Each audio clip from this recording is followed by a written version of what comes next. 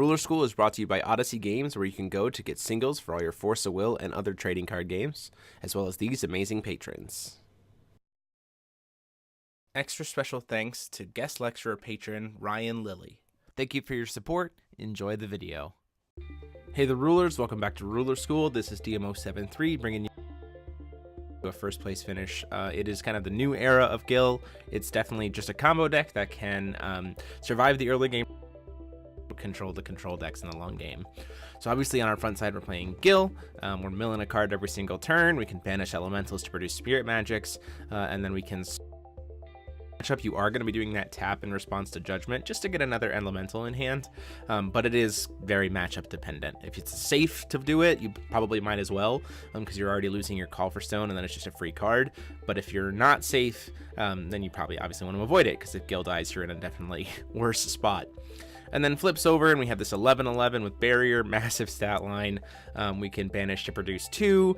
We can go searching, get any chant by using those elementals that we go into the we remove for will for spirit magics.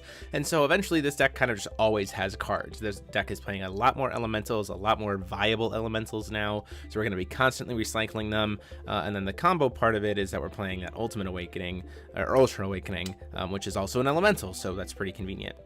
So going into the stones real quick, we're playing 4 Saintly Elvenstone because it counts as a wind magic stone, can coincidentally pump up Lorite just because you want to chip some damage in there during the upkeep sometimes.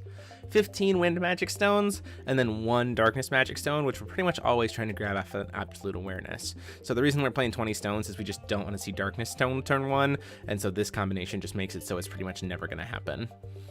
So going into the deck, we'll start with the Resonators. We start with obviously 3 Lorites, then we're playing, I mean, there's not really much to say. Excellent way to do this kind of early tempo game spot removal. 4 Leaf Paladin, because he is the main recycler of our black leaf, blue leaf, red leaf, and our 2 white leaves. Not really much to say there. We don't really need to play more than this because the deck has a lot of other options and we're just recycling them all the time with Paladin. And then to finish up the Resonator pile, we're just running 2 Inheritor of the Stars Gill Lapis, just so we have something that flies and has this kind of barrier, uncancelable, like end game thing if we need to. It's also nice to have as a combo piece to just have a flyer to be able to Ultra Awakening through for lethal. Going into the spells, we're playing 4 Gentle Breeze Elemental, obviously. 1 Winds of Vitality, just to, again, chip in that damage. 4 Insight, this is the new card that's kind of the accelerator of the deck. It's free if we have an Elemental. We're going to look at 2 cards, and you're usually hitting like a Spirit Magic and eventually draw 2, because it just fuels 2 for Lorite, or puts an Elemental in grave when you need it. It's just a very good card, and it's almost always free. 4 Fifth Element, because it is a fantastic removal spell, especially since we can use Gill to produce will for it. 2 Fair Spell, because we want to have the second one just in case we mill the first one. Fair Spell is still a very important card right now. 4 Absolute Awareness, because it is that early game ramp, as well as once you have Gill flipped, if you're pretty comfortable, it just becomes banish an elemental, get a stone, so you don't have to worry about calling a stone with Gill, or you can get 2 stones per turn. Lots of different variables there. Windblade, because it is an elemental recyclable kill spell that gets very, very strong, especially since 19 of our 20 stones are wind magic stones, so that just gets really good. Ruin Story, just as a one-of in case we need it. Arrival of the Hero is a one-of because we can search it when we need it. Same with Vanish. Also the same with Winds of Salvation, just those searchable tech spells that we can get off of Gill.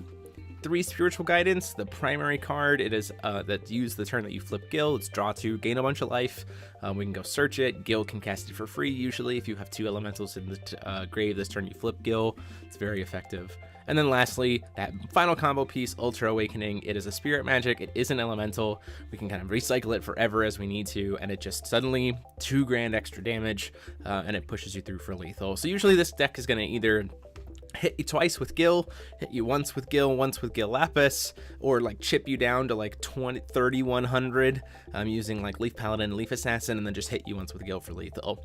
So there you guys have it. That is the list. Again, huge congrats to JPK. Let me know what you guys think about this new take on Gill, or like how Gill has evolved, and whether you think this new set is going to change that at all. I'd be interested to hear your thoughts in the comment sections down below. But until next time, this has been DMO73 saying class dismissed.